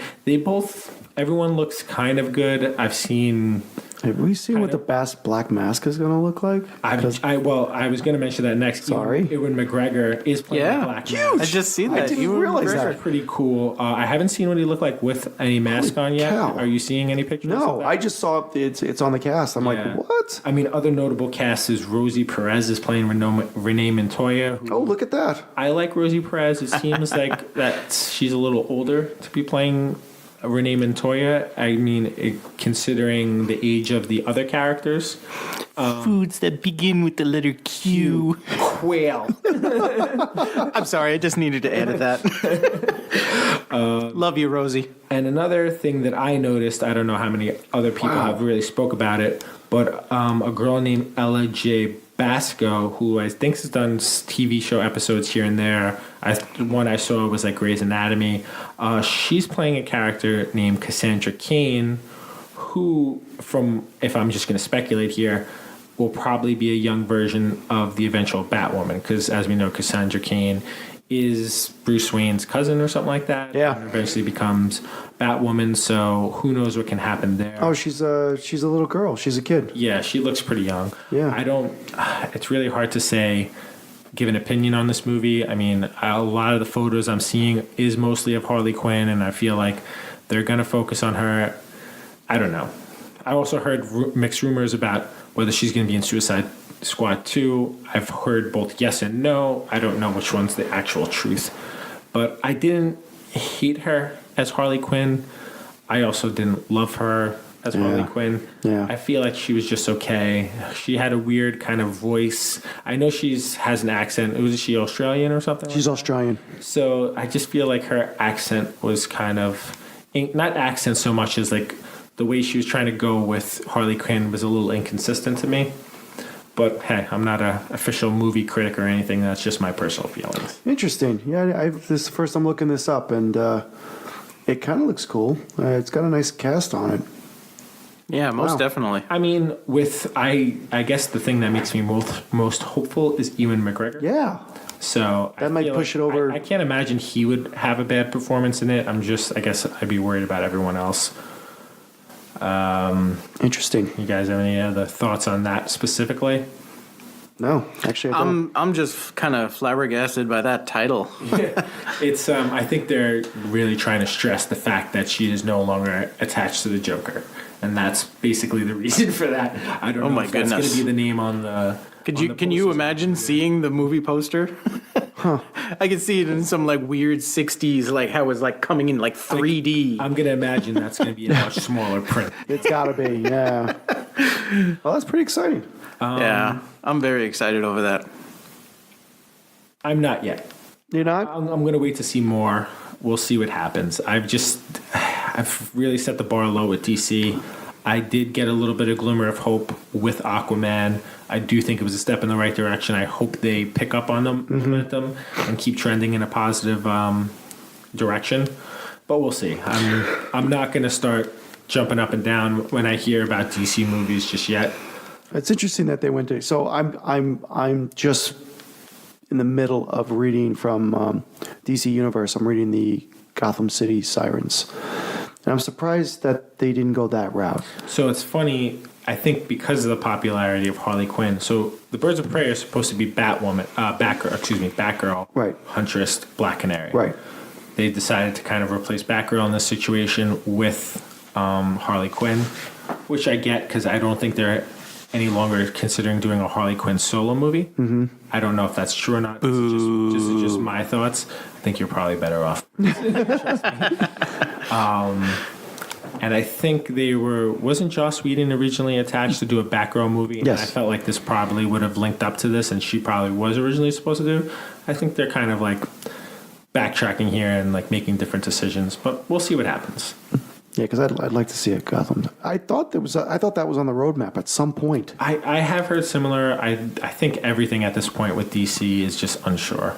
Like I don't think they know exactly what they want to do, in my personal opinion. And that's a great swing into the DC news that was dropped this week. Yeah, I think that's a great point to bring up.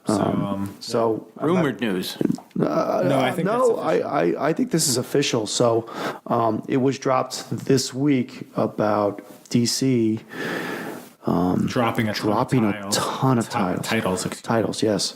They're calling it the new 22 because that's they may be dropping down to 22 titles a month, which is not a lot compared to what's out there now, and then compared to what Marvel has. Who, in my personal opinion, is the one that really needs to drop titles. And I know, you get multiple Batman books and multiple Superman books. Multiple Spider-Man books. Well, that's what I'm saying. This, I'm a Spider-Man reader. I think there's probably 6 Spider-Man books. I maybe read 4 of them. I only focus on one. There's a ton of like Avengers and stuff like that, and it's just like there's how many X-Men books are there? If there's anyone that really needs to do this, in my opinion, it's Marvel, because I think I personally read the Spider-Man stuff and the Star Wars stuff. Mm-hmm. And that's about it. And when I say Star Wars, I don't even read all the Star Wars. I'm down to the Star Wars main title and Darth Vader, who, if no one's reading Darth Vader, it may be the best comic book that Marvel is putting out. Well, it's done. You do know it's done. Is it finished? It's finished. For now. Well, yeah, there is a new one coming out. A new, I forget what it's called. Volume 3? No, it's Vader and something.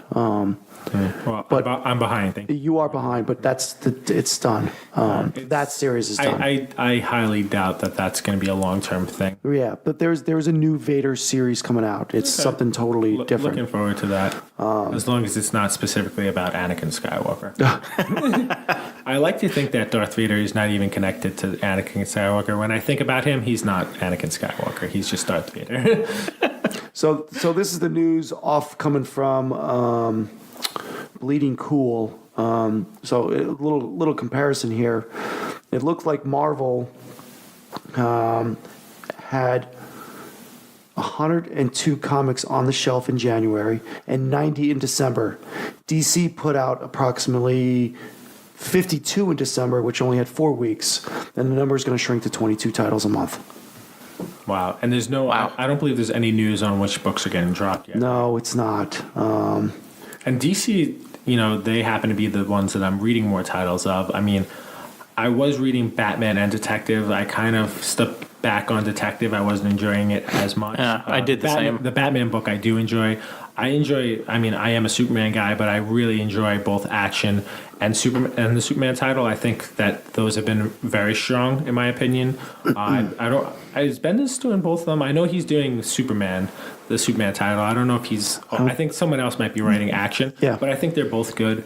And it's been a while. Like the entire New 52, anything Superman related, was pretty bad. Like other than I think the Snyder one, that miniseries that he did, Superman Unchained, from that era during the New 52, that was the only thing Superman related that I enjoyed reading. That was good. Any other title, even like Superman Wonder Woman or Superman Batman, actually the last couple got pretty good, I would say. Like the last few issues when that New 52 New 52 Superman was dying. So, other than that, the Superman. Oh, sorry, spoiler alert. Yeah, there you go. New 52 Superman dies.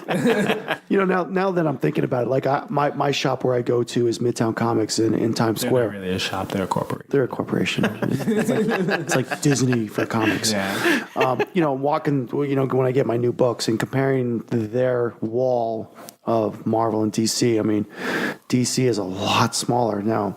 What can they get rid of? Like, really, there's not a lot of books that they can get rid of. And it's funny, we were talking a little bit with Billy Tucci and John Broglia about it today.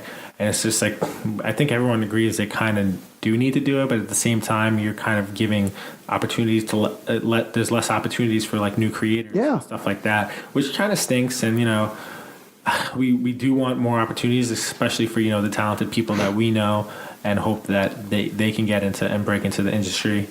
But what this will be good for is the smaller publishing companies. Right. Maybe like, I'm not going to say that they're smaller, but the IDW, Dark Horse, the Dark Horse. Like, I would love to see Dark Horse step up there, because they need to. I mean, they've lost. I'm going to say they've lost a lot. They lost the Star Wars line when it went to Marvel. Usagi Yojimbo, they just found out, is moving to IDW. Yep, they're moving. So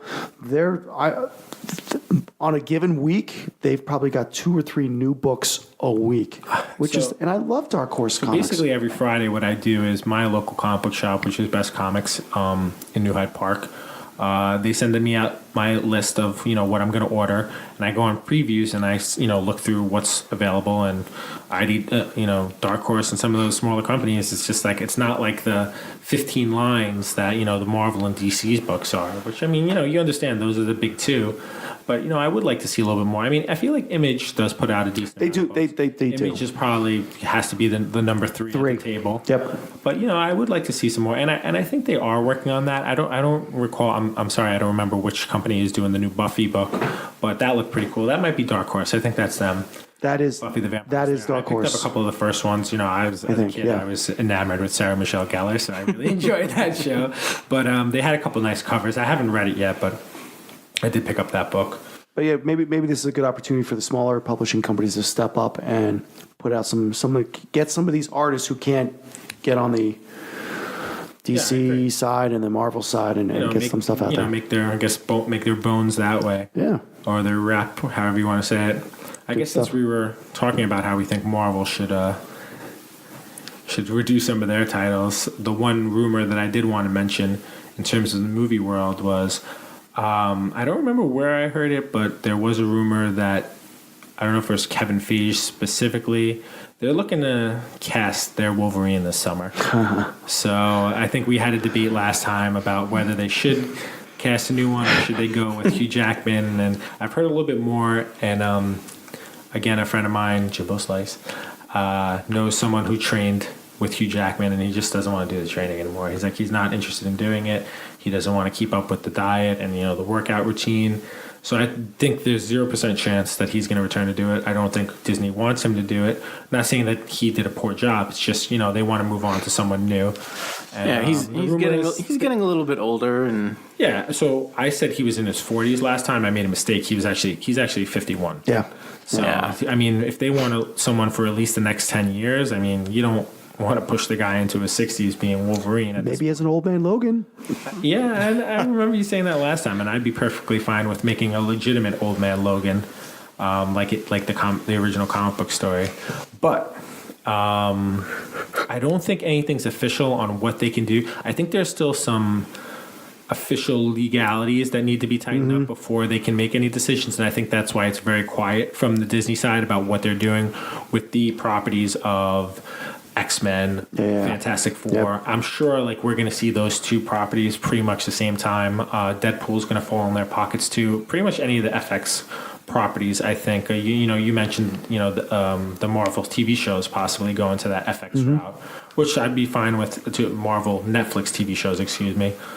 But yeah, we'll see. I mean, Marvel doesn't have as many. I feel like the sun just keeps shining on them. Like DC, we're just hoping for so much, and then Marvel's like, well, I guess we're losing all these characters like Iron Man and Captain America, but we got this guy Wolverine. People seem to like.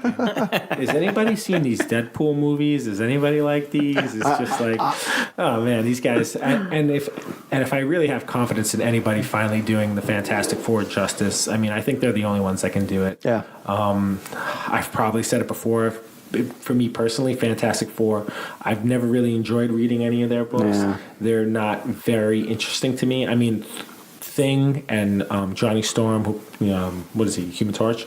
They're very cool. I like their Chris Evans again. Well, I don't think they would go back. Chris Evans, I don't think ever wants to do any superhero stuff again. But yeah, it's just I feel like Sue and Mr. Fantastic. What's his first name? I don't even remember. I can't remember either. No idea.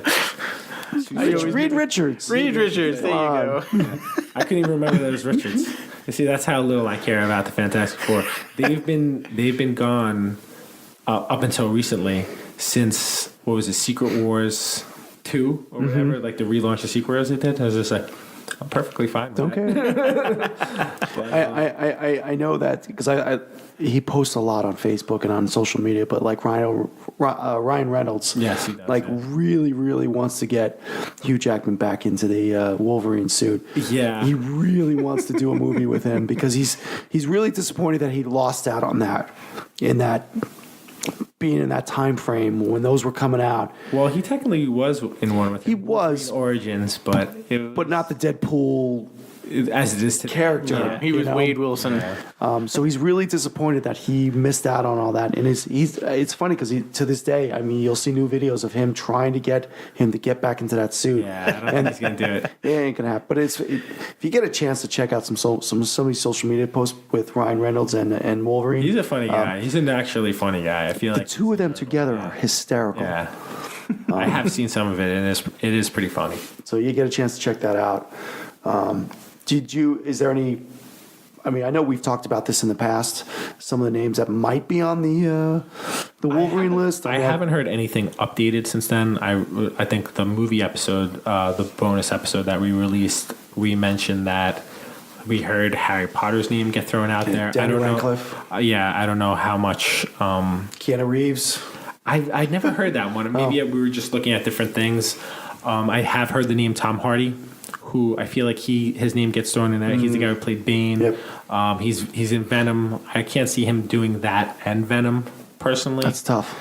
But yeah, there's been a couple of names that I can't think of right now. I don't know what they're going to do. I think, like I said in the movie episode, the bonus episode, they should just try and go as true to character as they can. They should get, a guy who's like maybe 5'8", who's, built pretty big, who I mean, Tom Hardy does fit that description, but they just need to find a hairy guy. And if they can go back in time and just get Robin Williams and get him like pumped up as big as possible, I think Robin Williams would have been made a great. It's a weird pick. That's funny. It's funny. What's another person from back in the day? I hear like someone did like, if they always do this, if the Avengers was made in like the 70s or the 80s, I think one of the ones from the 70s has like Clint Eastwood as Wolverine. I was like, okay, interesting. That's interesting. Maybe his son has kind of like that look. Clint Eastwood's son. He was in. He was like one of the lieutenants in a Suicide Squad. Okay, I can see him doing it. But yeah, I mean, I think their best bet is. It would be awesome to get someone I think it's probably a little safer to go with more of a relatively unknown than a bigger star, in my opinion. I mean, if Marvel seems to do a good job with these castings, it's funny. One of the castings for Captain Marvel specifically that I saw recently, so the blonde-haired girl, she was Marjorie in Game of Thrones. Mm-hmm. Someone, I don't know if it was Boss Logic. I don't want to accredit it to Boss Logic incorrectly, but somebody did a picture of Captain Marvel as that girl. I'm going to look her name up because I don't want to get people confused on who I'm talking about. But they had her as Miss Marvel. I was like, oh man, they missed a huge opportunity here because she looked great. Like looked like comic book perfect for the role. And I'm not saying she's a better actress or anything than Brie Larson is. And I don't really have a lot of background on what she's done other than I've seen her in what's the movie 21 Jump Street. She was like the girl in the first movie. She was like the love interest, and that's really the only thing I've ever seen Brie Larson in. Oh, I don't remember that. Yeah, but she plays like the girl that he the heavyset kid, I can't remember his name, is into. I'm trying to find the name of this girl who they did it to. You guys talk about, here it is. It's Natalie Dormer. Okay. She played Marjorie Tyrell, and they did a Photoshop of her as Miss Marvel, and I was just like, oh man, it looks really good. I'm showing the DM and Jim her picture right now. Yeah. She actually looks even prettier in this picture. She was also in. She's the girl who gives Captain America a kiss in the first Avengers movie. Oh, that's right. He's waiting outside the office. That was her. Oh, that's funny. That would have been cool if. And here I'm thinking about like the old actors like being Wolverine. Like here we got John Wayne as Wolverine. Wouldn't that be cool? Sorry, I just got a crap. We're gonna. I'll put a little tidbit here about Wolverine. So just this past week, the Guinness Book of World Records announced a new record that they gave Hugh Jackman and Sir Patrick Stewart as the longest-running actors to appear as a superhero. So I guess they lasted 16 years and 228 days. I guess it's a Guinness Book of World Record. So they're in the books as Record? a record. They both appeared in the X-Men film in 2000 and then Logan in 2017. So they will share the record for the longest career as a live-action Marvel superhero. Wow. Crazy. Wow. Didn't you tell us in the movie bonus episode that movie came out like 5 years ago? No idea. Logan? Oh, that's right. I forgot. You don't listen to this podcast. I don't listen to this podcast. Where am I at? Oh, my goodness. Logan only came out in 2017. It seems much longer than that. I think when I first started hanging out with you guys in 2012, it's like it wasn't 2012 first. No, it was 2012. Interesting. Yeah. What else we got on the table there, Bruce? That's it? Wow. We got through our That's whole it. thing. Crazy. Well, it was a good show today. Yeah, I feel like we covered a lot of stuff. Thank God we're finally up to date in 2019. I feel Yes. like one of the biggest critiques we had out there was like, yeah, maybe just stay a little more current. It was like, we know. We're getting there. We had so much stuff to do to get this podcast off the ground. We were waiting on flyers and music and stuff like that, and we were finally ready. And we had a lot of pre-recorded stuff, so we're sorry. Okay. We're new at this, and we also got day jobs and families and everything else. And it's a this has been a great learning process. We've had a lot of positive feedback so far, and we do appreciate everyone who is listening, and we hope you continue to listen and share with other people who you think would appreciate listening to our podcast and listening to our random thoughts and rants and all that Good stuff. But And please tell us if we're doing something wrong, or if you want to hear something from us. Please leave comments on all these in these social media platforms. If you reach out to us, if you want to. So we have a new kind of thing too. So we have gotten a decent amount of requests for like comic book reviews and stuff like that. We set up a new email account called request@licomicguys.com. So if you're interested in doing something like that, that's really the best place to reach us. You can hit us up on social media too. We do check that frequently. It is an easier medium to do the email route though, because each one of us has access to that, and we can check it and let each other know and decide, if one of us or all of us are going to do the review.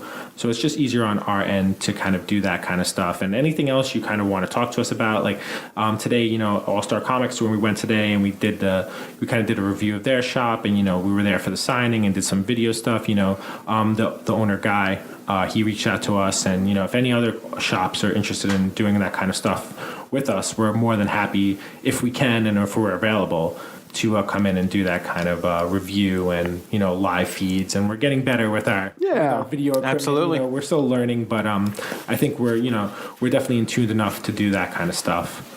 But you guys have any? No, I think this is a good show. I got nothing to add. Good stuff. So our next episode will be in another 2 weeks. Yep. We will be recording. It'll be our Batman episode. Nice. What Very do we call excited. it? Holy Bananas or something like that. 1000 or something like that. Holy 1000. Yeah, it was something like that. Holy 1000 Batman. So Detective Comics hitting 1,000 issues, much like Action Comics, which is a big deal. Our good friend Zach Divino, who designed the Long Island Comic Guys logo that you see on most of our social media platforms. I know Instagram. I think we have it on other Facebook It's and everywhere. stuff like that too. He's a huge Batman fan, has a plethora of knowledge about Batman, more than any of us could learn in a year. Yep. And we're going to be talking to him, and we're really excited to do that episode. And hopefully we'll have Toy Story back for that as well. And I think that's it. That's it. That's the next one, right? Yep. So I guess we're going to say at this point, until next time, remember... Don't be the geeks!